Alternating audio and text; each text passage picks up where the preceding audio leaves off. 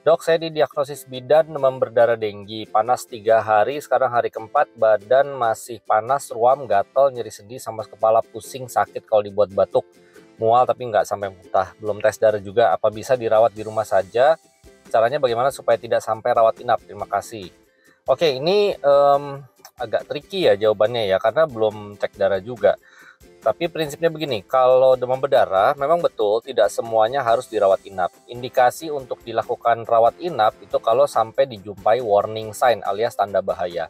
Nah, tanda bahaya itu apa saja? Mulai dari pasiennya tampak sangat lemah sampai nggak bisa makan, apalagi nggak bisa minum gitu ya.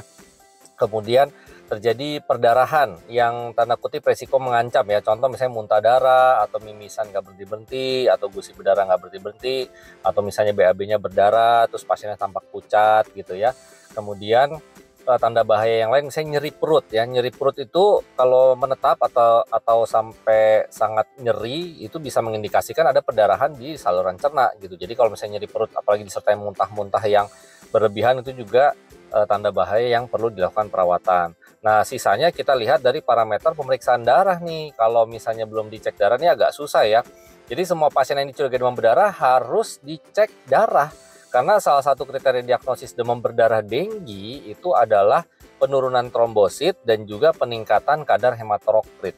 Nah, jadi perlu tuh dilakukan serial pemeriksaan darah perifer lengkap istilahnya ya. Jadi cek hemoglobinnya, hematokritnya, trombositnya, leukositnya.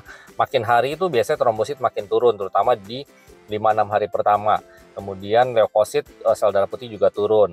Hemoglobin bisa turun kalau ada perdarahan atau malah kadarnya meningkat disertai peningkatan hematokrit kalau memang pasiennya mengalami yang namanya demam berdarah denggi ya, karena demam berdarah denggi sama demam denggi beda di peningkatan hematokritnya. Jadi sangat penting nih untuk dilakukan cek darah. Jadi saran saya nomor satu, pastikan dulu ini benar demam berdarah denggi atau tidak, lakukan pemeriksaan darah, nanti dilihat hematokrit sama trombositnya, lalu ya dilihat ada tanda bahaya atau tidak. Nah, untuk terapi sementaranya ya obat-obat pereda gejala ya, demam kasih obat demam misalnya seperti kayak paracetamol gitu ya. Kemudian mau minum vitamin boleh ya.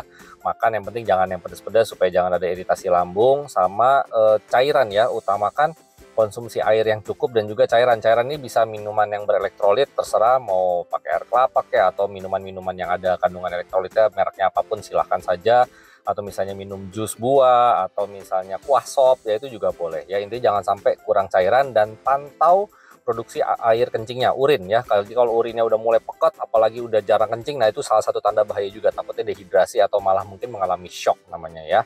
Nah, jadi cepat cek darah supaya bisa ditentukan ini memang masih aman untuk dilakukan perawatan di rumah atau tidak. Dokter izin tanya, jika minum banyak obat jantung 8 macam dan kreatin sampah di ginjal jadi tinggi, apakah nggak bikin gagal ginjal dokter? Makasih dok. Oke, ini menarik ya pertanyaannya ya. Sampai saat ini masih banyak sekali stigma bahwa obat-obat yang diberikan secara kronik, misalnya obat hipertensi, obat diabetes, obat jantung itu dikhawatirkan merusak ginjal. Ya sekali lagi saya tegaskan, secara umum justru obat-obat tersebut bila diberikan makin lama ya, makin lama pemberiannya, justru dari penelitian malah melindungi ginjal dan jantung gitu ya. Jadi jangan terlalu khawatir ya. Andai kata khawatir ya sebenarnya tinggal diperiksa follow up aja kreatininya apakah setelah pemberian obat apakah tambah tinggi atau tidak. Andai kata tambah tinggi pun juga nggak bisa kita langsung salahkan ini karena obat. Banyak hal yang menjadi pemicu penurunan fungsi ginjal. Jadi apalagi ini pasien sakit jantung gitu ya. Jantung sama ginjal tuh berhubungan sangat erat. Kalau misalnya terjadi penurunan curah jantung, kemampuan jantung untuk memompa darah itu juga bisa menurunkan aliran darah ke ginjal yang bisa menyebabkan kreatininnya juga naik. Jadi belum tentu karena obatnya juga langsung.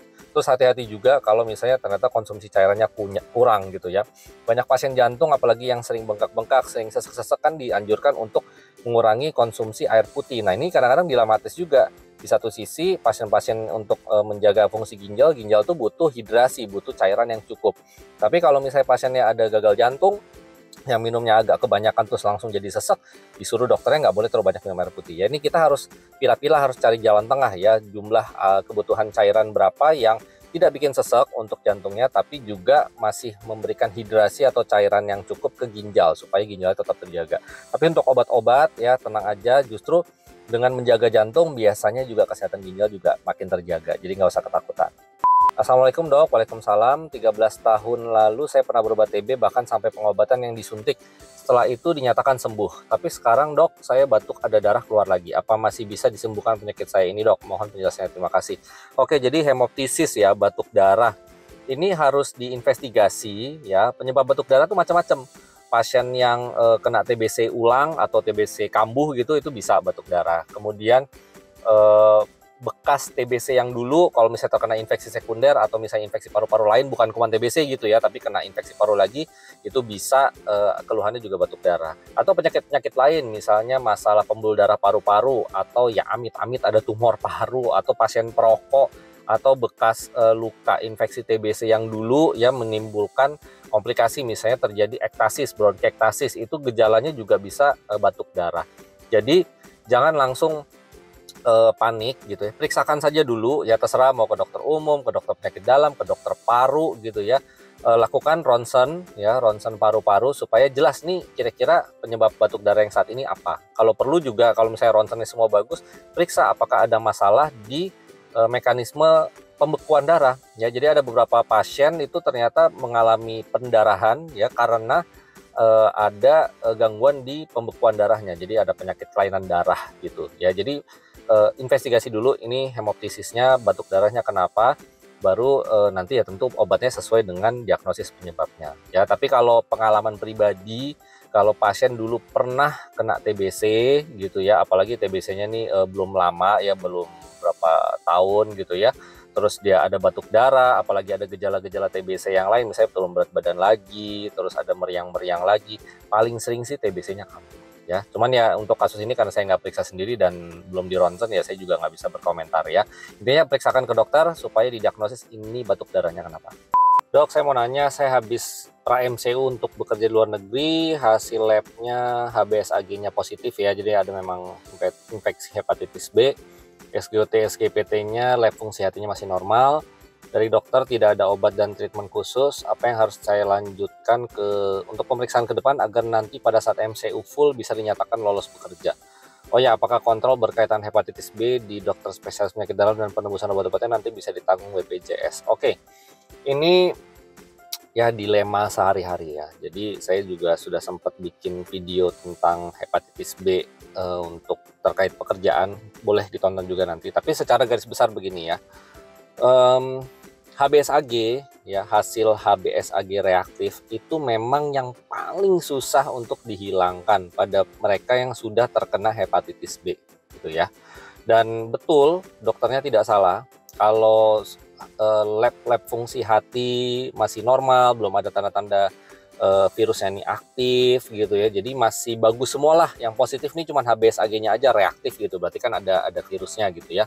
Itu memang belum dibutuhkan terapi khusus, jadi kita hanya observasi berkala saja. Jadi untuk obat-obatnya sendiri, andai kata dikasih pun ya dan udah diminum jangka panjang, kemungkinan harapan untuk menghilangkan si HBsAg ini angkanya masih kecil, hanya sekitar ya 5%, paling besar mungkin 8%, itu pun setelah konsumsi bertahun-tahun. Tapi kebanyakan pasien-pasien ya kalau dicek HBsAg-nya masih positif juga. Jadi memang paling susah ini menghilangkan HBsAg yang reaktif di lab itu jadi non-reaktif. Itu chance-nya kecil gitu ya. Jadi buat apa dikasih obat andai kata sudah perlu obat gitu ya. Ya tujuan utamanya untuk menekan jumlah virusnya supaya jangan sampai terdeteksi gitu ya, supaya jumlahnya sangat kecil sekali sehingga dia tidak menimbulkan kerusakan hati, sehingga tidak komplikasi menjadi sirosis hati alias gagal hati atau malah berkembang jadi kanker hati. Tujuan utama pengobatannya itu, andai kata memang sudah perlu dikasih obat. Nah sekarang kalau untuk terkait kerja gimana ya, ini yang ya kita kadang-kadang juga sedih gitu ya. Sebenarnya kalau misalnya secara fisik dan lab-lab fungsi hati semua masih normal, secara bekerja kemampuan fisik sih pasien hepatitis B sama aja dengan orang sehat. Kalau dari kami sih untuk fit to work mah fit-fit aja gitu. Yang penting dia tetap melakukan pemeriksaan secara berkala untuk memantau kondisi fungsi hati dan apakah sudah ada indikasi untuk diberikan obat penekan virus gitu ya. Nah cuman kan banyak perusahaan atau pemberi kerja yang tanda kutip nggak mau tahu. Intinya maunya sehat blas gitu ya, nggak ada abnormalitas di lab manapun. Kalau udah kayak begini, aduh ya emang susah ya. Ya mau nggak mau coba deh cari jenis pekerjaan lain yang tidak harus ada pemeriksaan HbSAg gitu ya. Ya kita juga nggak bisa apa-apa. Kan dokter itu kan hanya memberikan keterangan bahwa dengan hasil seperti ini dari kemampuan fisik sebenarnya tetap fit-fit saja untuk bekerja sesuai dengan bidang pekerjaannya gitu ya. Tapi kalau perusahaannya saklek, dia pengennya HbSAg-nya negatif, biasanya sih tetap susah ya, tetap nggak lolos gitu ya. Jadi pesan saya ya untuk pemeriksaan, kalau misalnya memang belum diperiksa tambahan ya paling tadi nanyanya apa? Ya periksa deh kadar HBV DNA-nya, periksa HbEAg ya, kadar HbEAg apakah ini HbEAg-nya yang reaktif atau yang non reaktif gitu ya. Lalu nanti ditentukan lebih detail apakah memang benar-benar belum perlu obat saat ini atau memang sudah ada indikasi untuk masuk obat. Mau konsul ke dokter penyakit dalam boleh, obat-obatnya pun juga ditanggung sama BPJS andai kata memang sudah indikasi mendapatkan obat. Gitu ya. Mudah-mudahan bisa mendapatkan pekerjaan yang paling cocok meskipun punya infeksi hepatitis B. Ini pertanyaan udah lama banget, 1 tahun yang lalu, tapi saya scroll ternyata ini menarik ya untuk dibahas. Jadi pertanyaan adalah, maaf dok, jadi intinya penderita gula darah, diabetes, boleh nggak minum obat tadalafil dan sejenisnya ya? Kalau nanyanya kayak gitu, jawaban singkatnya boleh gitu. Tapi kapan indikasi obat-obat tersebut diberikan? Ini adalah obat-obat yang bisa membantu pasien dengan gangguan ereksi untuk bisa ereksi gitu ya. Tapi pada pasien diabetes ini banyak hal yang perlu ditinjau ya. Apakah gulanya memang sudah terkontrol dengan baik? Apakah tekanan darahnya juga bagus? Apakah kolesterolnya tidak tinggi? Kalau merokok, apakah sudah berhenti merokok? Gitu. Yang sudah berhenti merokok pun juga kadang-kadang efek rokoknya jangka panjang itu masih ada ke pembuluh darah di alat vitalnya gitu. Makanya kan udah ditulis di bungkus rokok, merokok dapat menyebabkan impotensi. Ya, kenapa masih dilakukan gitu? Apalagi punya diabetes. Kemudian apakah olahraga teratur atau tidak? Olahraga yang baik, apalagi olahraga yang memakai otot-otot ya, apalagi otot-otot besar seperti otot kaki gitu. Jadi orang-orang yang sering nge-gym, yang melakukan leg day gitu istilahnya ya, olahraga fokus ke otot kaki, itu produksi hormon testosteronnya lebih bagus, hormon laki-lakinya. Ya itu pun juga si hormon mesti diperiksa. Kalau tensi, gula, kolesterol, stop rokok, udah rajin olahraga, masih nggak bagus ereksinya, ya diperiksa hormon testosteronnya. Kalau misalnya memang defisiensi alias kekurangan hormon, perlu diberikan terapi suplementasi hormon testosteron. Ya, jadi banyak sekali faktor yang harus diperiksa, yang dibenerin sebelum pada akhirnya yang masuk ke apakah perlu nih dikasih obat-obat golongan fosfodiesterase inhibitor ini seperti tadalafil, sildenafil, ya kan mereknya macam-macam tuh, ada Cialis, Viagra, dan semua obat-obat ini tuh bukan berarti tanpa resiko efek samping ya. Tetap ada resiko ke tekanan darah, ke jantung gitu ya. Jadi kalau misalnya memang benar-benar butuh dan indikasi, baru dokter akan meresepkan gitu ya. Dan jangan lupa pasien dengan diabetes yang ada gangguan ereksi itu seringkali juga kondisi mentalnya juga ada masalah ya, misalnya ada stres kronik atau dia juga merasa tidak pede dengan kondisi fisiknya sehingga mempengaruhi ke performa ereksinya. Nah itu juga kadang-kadang perlu konsul psikolog, psikiater gitu ya, apalagi kalau yang memang punya masalah gangguan cemas atau depresi ya, itu semua bisa mempengaruhi ke disfungsi ereksi. Jadi memang ini sebuah permasalahan yang kompleks. Kalau nanya obatnya boleh dikasih apa enggak, ya boleh gitu ya, tapi harus dengan izin dokter dan dosisnya pun dari dokter gitu ya. Jadi ya tolong konsultasi lebih dalam lagi ke dokter yang nanganin tentang gangguan ereksinya, biar dilengkapi dulu deh pemeriksaannya sama diatur dulu metabolismenya harus bagus ya. Semoga jawaban-jawaban kecewa kali ini tidak mengecewakan gitu ya. Salam sehat, salam waras buat semuanya. Jangan lupa like, share, dan subscribe juga. Terima kasih sudah menonton video kali ini. Salam sehat, salam waras.